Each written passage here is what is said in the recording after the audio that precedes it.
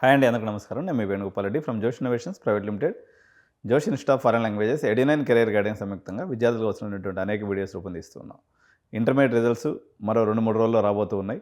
తెలంగాణలో, ఆంధ్రప్రదేశ్లో ఇంకొక 1 వీక్ 10 డేస్లో రాబోతున్నాయి. జేఈ మెయిన్స్ సెషన్స్ని మీరందరూ ఎంతో ఇంట్రెస్టింగ్గా రాస్తున్నారు. ఈ మంత్ మొత్తం కూడా ఎగ్జామ్స్ టైం నడుస్తూ ఉంది. మీరంతా కూడా ఈ యొక్క హీట్లో నిమగ్నమై ఉంటే, మరోవైపు సాఫ్ట్వేర్ కంపెనీస్ అన్నీ ఉన్న ఉద్యోగాలను ఊడబెరికే పనిలో ఉన్నాయి. సిఎస్సి ఏఎంఎల్ చదువుదాం, సిఎస్సి కోర్సుని డొనేషన్ కూడా చదివేద్దాం, మన ఉద్యోగం పట్టేద్దాం అని మీ పిల్లలందరూ కూడా ఈరోజు భగీరథ ప్రయత్నాన్ని చేస్తూ ఉన్నారు. చాలా యజ్ఞంలాగా కష్టపడి పనిచేసుకుంటూ ఉన్నారు వాళ్ళ యొక్క ఎగ్జామ్స్ కోసం. వరాకిల్ లాంటి అత్యున్నతమైనటువంటి సంస్థ, అమెరికాలోని టాప్ 15 కంపెనీస్లో కంపెనీ ఇది. దశాబ్దాల చరిత్ర, ప్రొడక్ట్ డెవలప్మెంట్ కంపెనీలో ఒక దిగ్గజం. అలాంటి company all of A sudden వాళ్ళకున్న 1,30,000 మంది వర్క్ ఫోర్స్లో 30,000 మందిని 31వ తారీఖు అయిపోయిన తర్వాత 1వ తారీఖు పొద్దున్నే 6 గంటలకి యు ఆర్ టెర్మినేటెడ్ అని ఒక సింగిల్ మెయిల్ తోటే 30,000 మందిని తొలగించింది. ఈ 30,000 మందిలో దురదృష్టవశాత్తు 12,000 మంది ఇండియన్స్. ఈ 12,000 మందిలో మీ అందరికీ తెలిసిందే majority of the people Telugu వాళ్ళే. ఫస్ట్ ఆఫ్ ఆల్ మా దగ్గరికి కెరీర్ కౌన్సిలింగ్కి రోజు ఒక 15 మంది 20 మంది వస్తూ ఉంటారు. సార్ సిఎస్సిలో ఏం బ్రాంచ్ తీసుకుంటే ఏఐ కెరియర్ ప్రూఫ్ ఉంటుంది అనేటువంటి క్వశ్చను సాఫ్ట్వేర్ ఇంజనీర్గా ఉన్నటువంటి తల్లిదండ్రులు కూడా మమ్మల్ని అడుగుతూ ఉన్నారు. ఒక పెద్ద డైలమా సిచ్యువేషన్ మేము కూడా ఎదుర్కొంటూ ఉన్నాం. ఎన్ని గంటలు రీసెర్చ్ చేసినప్పటికి కూడా ఇది ఒక అంతు చిక్కినటువంటి చిదంబర రహస్యంలాగే మాకు అనిపిస్తూ ఉంది.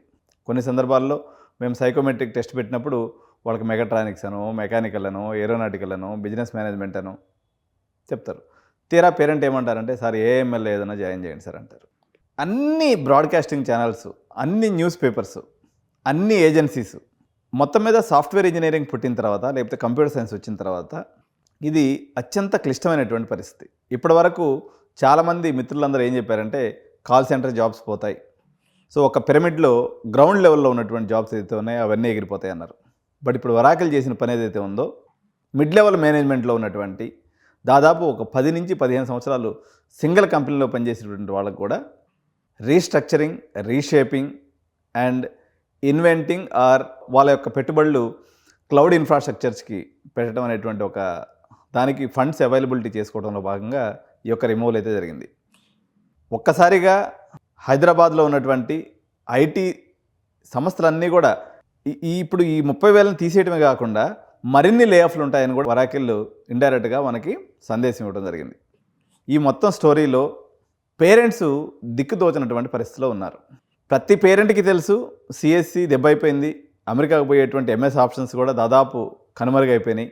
సిఎస్సి తప్ప ఏ ఆప్షన్కి వెళ్ళినా జాబ్స్ అంతంత మాత్రంగా ఉన్నాయి కదా, 20-30,000 జాబ్స్ వస్తున్నాయి. మెకానికల్, సివిల్, ట్రిపుల్ తీసుకుంటే మరో ఎల్లయ్య పుల్లయ్య వచ్చేసి అసలు బీబీఏకి ఉద్యోగాలే ఉండవంటాడు. ఇంకొక ఆయన వచ్చేసి అసలు బీటెక్ లేనిది జీవితమే లేదంటాడు. ఈ కన్ఫ్యూజన్ ఏంటి అనేది మాత్రం బాగా ఎడ్యుకేటెడ్ పేరెంట్స్లో ఈ యొక్క తర్జన భర్జన వాళ్ళ వాకింగ్ టైంలో, వాళ్ళ ఫ్రెండ్స్తో కలుసుకున్న టైంలో పెద్ద ఎత్తున జరుగుతూ ఉంది.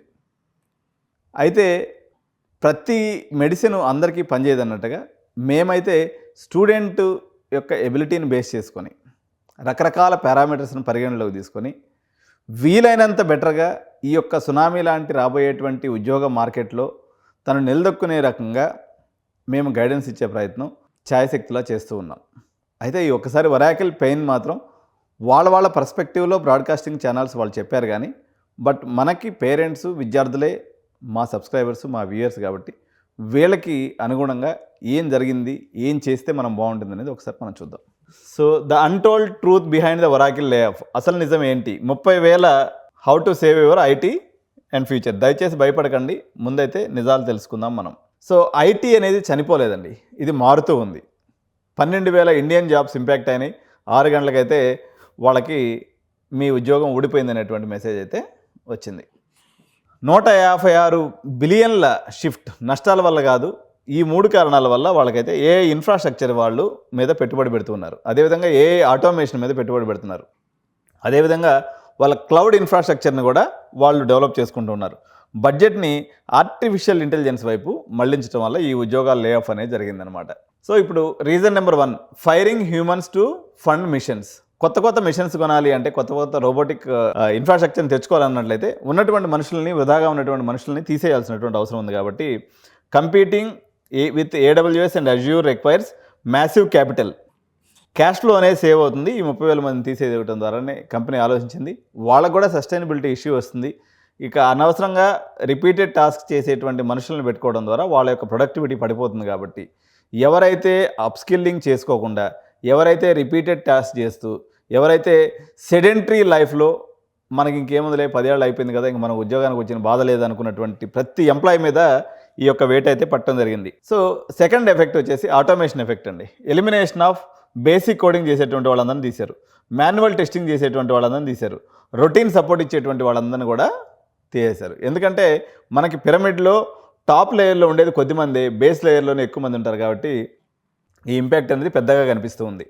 సో వీళ్ళు కూడా అవుట్డేటెడ్ స్కిల్స్ వర్సెస్ క్లౌడ్, ఇది కేవలం కంపెనీ యొక్క క్రైసిస్ కాదండి, ఒక స్కిల్ క్రైసిస్. పాత టెక్నాలజీస్ మీద పనిచేస్తున్నటువంటి వారందరినీ కూడా నిర్దాక్షిణంగా తీసేస్తున్నారు.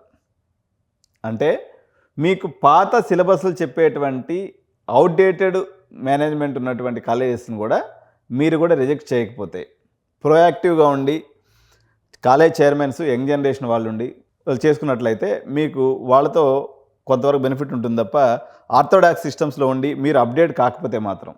ఈరోజు ఆన్లైన్లో కోర్సెరాలో కానీ, ఉడామీలో కానీ, లేకపోతే ఐఐటీస్ ఆన్లైన్ కోచింగ్ ఇస్తూ మిమ్మల్ని అప్డేట్ చేసే ప్రయత్నం చేస్తున్నాయి. మీరు అందిపుచ్చుకోవాలి. నాకు గోకరాజులో చేరేశాను, నేను 15 లక్షలు డొనేషన్ కట్టేశాను, ఇక నా జీవితానికి తిరగలేదనుకుంటే మాత్రం మీరు కూడా రేపు పొద్దున ఒకవేళ పొరపాటున గోకరాజులో వచ్చి మీకు ప్లేస్మెంట్ వచ్చినా మీకు పింక్ స్లిప్ రాదనే గ్యారంటీ లేదు, మీ టెర్మినేషన్ మెయిల్ రాదనేటువంటి గ్యారంటీ లేదు. So this is not the time for enjoyment. BTech చేరబోయేటువంటి పిల్లలందరూ కూడా ఇది వాళ్ళకి ఒక అగ్ని పరీక్ష లాంటిది. వాళ్ళు చాలా జాగరూకతతో ప్రొఫైల్ బిల్డ్ చేసుకొని సబ్జెక్ట్ మీద కమాండ్ నేర్చుకొని చేసుకోవాల్సినటువంటి అవసరం ఉంది. సార్ మరి ఏం నేర్చుకోవాలి అంటే, ఏది ఇచ్చినా సరే నేర్చుకునేటట్టు ఉండాలి. నేర్చుకోవాలి. అప్పుడే మీరు సక్సెస్ అవుతారు తప్ప ఫలాంది నేర్చుకుంటే సక్సెస్ అవుతుందని ఇతమిద్దంగా చెప్పే పరిస్థితి లేదు. ఏఐ కూడా చాలా వేగవంతంగా మార్పులు చెందుతూ ఉంది. Total shift Oracle cloud infrastructure, legacy tech skills are completely obsolete. So దీనివల్ల ఇంకా కొన్ని ఇప్పుడు పరిస్థితి, యువర్ రోల్ ఈజ్ ఎలిమినేటెడ్ అని పొద్దున్నే 6 AM మెసేజ్ వచ్చింది. నిన్నటిదాకా లావిష్ లైఫ్ స్టైలు, నేను టాప్ పెర్ఫార్మర్ని కదా, నేను బాగా ఉద్యోగం చేస్తున్నాను కదా, నా బాస్తో మంచిగా ఉంటున్నాను కదా, నాకెందుకు ఇలా జరిగిందని అతను నిట్టూరుస్తున్నటువంటి పరిస్థితి అయితే ఉంది. So the EMI trap. When the salary ఆగిపోతే మీకు ఇంటి ఈఎంఐ 1 లక్ష రూపాయలు ఉంటుంది, కారు ఈఎంఐ 40,000 ఉంటుంది, పిల్లల స్కూల్ ఫీజులు ఉంటాయి. ఇవన్నీ కూడా ఇబ్బందుల్లో పడిపోయి ఒక్కసారి ఈ 12,000 కుటుంబాలు పట్టు మన భారతీయులు ఎవరైతే ఉన్నారో వాళ్ళ కుటుంబాలు అయితే ఈరోజు ఒక నిర్ఘాంతమైనటువంటి పరిస్థితిలో ఉన్నాయి. ఈ ఫైనాన్షియల్ స్ట్రెస్ అనేది మాటలతో చెప్పుకోలేనిది, చాలా బాధాకరంగా ఉంటుంది. సో మీరు ప్రాపర్ ప్లాన్ చేయకపోతే మీ పిల్లల భవిష్యత్తు కూడా ఇట్లాగే ఇబ్బంది పడేటువంటి అవకాశం ఉంది. కాబట్టి సరైనటువంటి దిశానిర్దేశం, సరైనటువంటి కాలేజీ, ఒక మోస పద్ధతిలో గొర్రెదాటి కింద పోయేసి అందరూ ఒకే దాంట్లో పోయి బాధపడకుండా మీ పిల్లవాడి స్కిల్ ఎందులో ఉందో దాన్ని చూసి మనం చేసుకోవాల్సి ఉంది. 10 ఏళ్ల క్రితం నాటి పాత మైండ్ సెట్ నుంచి మారాలి. బేసిక్ ఇంజనీరింగ్ డిగ్రీ ఒకటే, లైఫ్లో సెక్యూరిటీ అనేది ఇంక మాత్రం లేదు. So the false promise, education versus reality. ఒక పక్క జేఈ ఎగ్జామ్ టెన్షన్ ఉంటే మరో పక్క ఏఐ సునామీ అనేది మాత్రం తీవ్ర రూపంలో వచ్చేస్తుంది. Proactive survival. సో ఏదైనా ఒక ఉపద్రవం రాకముందు మనం ఏం చేయాలి? వాన రాకముందే ఆనకట్ట కట్టుకోవాలి, దీపం ఉండగానే ఇల్లు చక్కబెట్టుకోవాలి.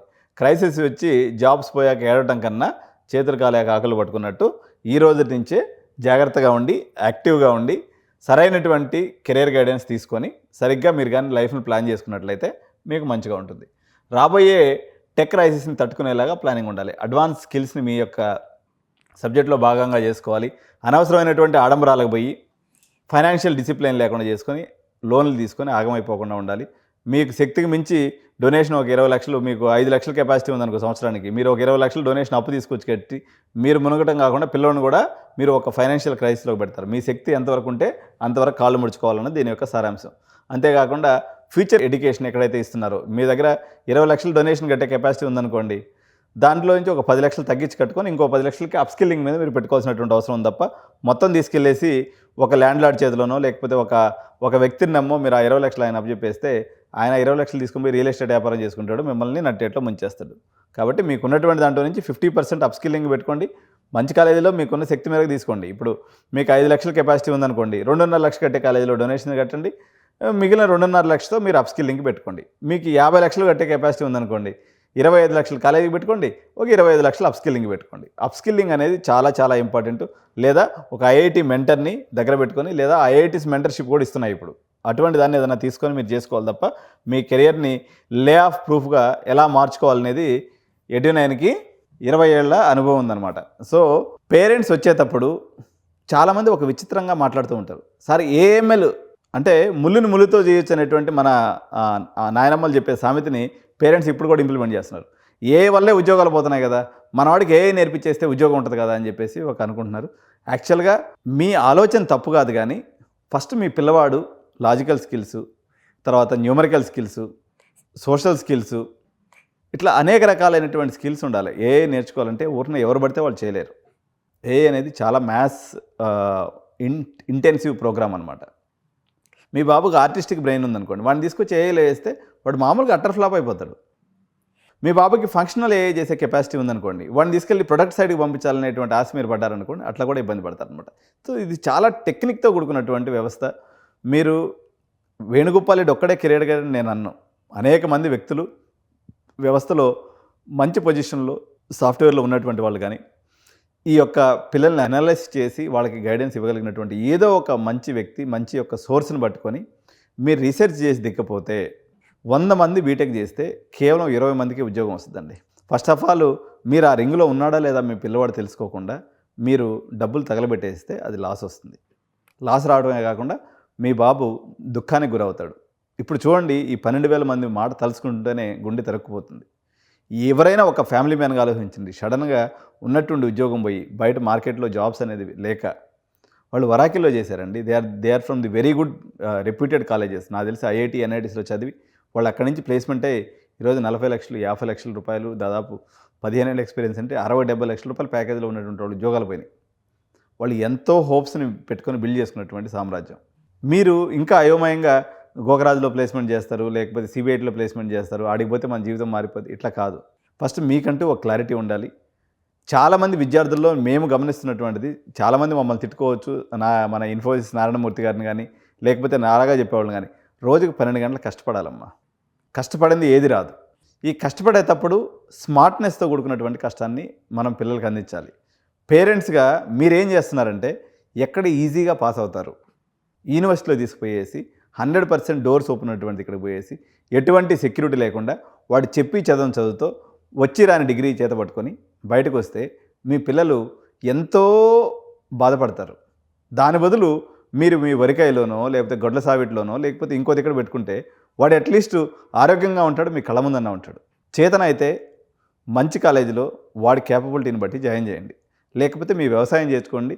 సత్యనారాయణ గారు చెప్పినా, లేకపోతే మన క్లాడ్ సీఈఓ చెప్పినా, లేకపోతే మైక్రోసాఫ్ట్ సీఈఓ చెప్పినా, అందరూ చెప్పేది ఒకటే మాట. సిస్టమ్ ముందు పనిచేసే ఏ ఉద్యోగమైనా సరే ఆ టాప్ 20% ఉండేవాళ్ళు తప్ప మిగిలిన వాళ్ళు నిలబడే అవకాశమే లేదని చెప్పేసి పెద్దలందరూ కూడా చెప్తున్నారు. మా అనుభవం కూడా అదే చెప్తుంది. మేము అమీర్పేటలో ఇన్స్టిట్యూట్ పెట్టిన తర్వాత చాలా మార్పులు చూసాం. క్షణానికి మార్పు వస్తుంది. మేము అప్డేట్ అయ్యి స్కిల్లింగ్ చేస్తున్నప్పటికి కూడా యాక్చువల్గా మాది ప్లేస్మెంట్ కంపెనీలో ప్లేస్మెంట్గానే ఎక్కువ కంపెనీగా ఎదగాలని అనుకున్నాం. కానీ మార్కెట్ చాలా చాలా గలీజ్గా, వాలటైల్గా, వరస్ట్గా ఉంది. నేను కంప్యూటర్ సైన్స్ డిపార్ట్మెంట్లో ప్రొఫెసర్ని, ఒక కాలేజీకి డైరెక్టర్ని, ఇన్నేళ్ళు కన్సల్టెన్సీ ఫీల్డ్లో ఉన్నా. మేము సాఫ్ట్వేర్ ట్రైనింగ్ రన్ చేస్తున్నాం. కానీ 100% ఇది ఖచ్చితంగా ఇది చేస్తే జాబ్ వస్తుంది అని చెప్పే పరిస్థితిలో నేనే కాదు, పెద్ద పెద్ద కంపెనీ సీఈఓస్ కూడా లేరు. కాకపోతే ఉన్న దాంట్లో మెరుగ్గా నేను కాంపిటీషన్లో పెట్టడానికి అవసరమైనటువంటి ఒక భరోసాని, లేకపోతే ఒక విధానాన్ని, ఒక మెథడ్ని మేము చెప్పగలిగిన వాళ్ళమే తప్ప మా పరిస్థితి ఇట్లుందంటే మీరు సగం నాలెడ్జ్తో, హాఫ్ నాలెడ్జ్తో, తెలియని వాళ్ళు చెప్పిన మాటలని మీ ఆస్తులు అమ్మి లేకపోతే ఇంకోటి అమ్మి ఓవర్ హైప్గా మీ పిల్లవాడి గురించి ఆలోచించుకొని మీరు తీసుకెళ్ళేసి మీరు చేస్తే ఆగమైపోతారు. సో ప్రాపర్ గైడెన్స్ తీసుకోండి. ఏమవుతుందండి, 10,000 రూపాయలు కడుతుంది. మీకు సైకోమెట్రిక్ టెస్ట్ పెడుతున్నాం, మళ్ళీ మీకు సమ్మర్లో క్యాంపు కోచింగ్ ఏర్పాటు చేస్తున్నాం, ఎంతో కొంత నాలెడ్జ్ని మీకు షేర్ చేస్తున్నాం. మీరు కట్టినటువంటి రూపాయికి వాల్యూ ఫర్ ఎడిషన్ ఎడ్యునైన్ ఎప్పుడు చేస్తూ ఉంటుంది. సో ఒరాకిల్ లేఆఫ్స్ అనేవి చాలా పెద్ద కుదుపు. దీని గురించి పేరెంట్స్ అందరూ కూడా సీరియల్ ఆలోచించండి. సిఎస్సికి వెళదాం అనుకునేటువంటి పేరెంట్స్, సార్ సిఎస్సి డేటా సైన్స్లో అయితే మావాడు సెక్యూర్డ్గా ఉంటాడా, సిఎస్సి ఏఎంఎల్ సెక్యూర్డ్గా ఉంటారా, సిఎస్సిలో సెక్యూర్డ్గా ఉంటారా? అంతా ఒకటే రాయండి. రాయి పళ్ళు రాలగొట్టిన దానికి ఏ రాయి అయితే ఏందనేది మొత్తం మీద వీళ్ళందరూ చేరే గమ్యస్థానం ఒకటే. ఇది మీరు గుర్తించాలి. సార్ సాఫ్ట్‌వేర్ ఇంజినీరింగ్ చేయకపోతే పిల్లల్ని ఇవ్వట్లేదు. ఆ జమానా మారిపోయింది. ఆడపిల్లల తల్లిదండ్రులు చాలా ఫాస్ట్‌గా ఆలోచిస్తారు. వాళ్ళు కూడా అప్డేట్ అయ్యారు. సాఫ్ట్‌వేర్ ఇంజినీర్‌కి ఇక మీదట పిల్లల్ని ఇవ్వకూడదని అనుకుంటున్నారు కాబట్టి మీరు కూడా రింగ్ తీయాలని మనవి చేసుకుంటూ, సో ఇలాంటి మరిన్ని అప్డేటెడ్ వీడియోస్ కోసం 89ని తప్పకుండా సబ్స్క్రైబ్ చేయండి, లైక్ చేయండి, బెల్ బటన్ నొక్కడం మాత్రం అస్సలు మర్చిపోవద్దు. Thank you so much. జై హింద్, జై భారత్.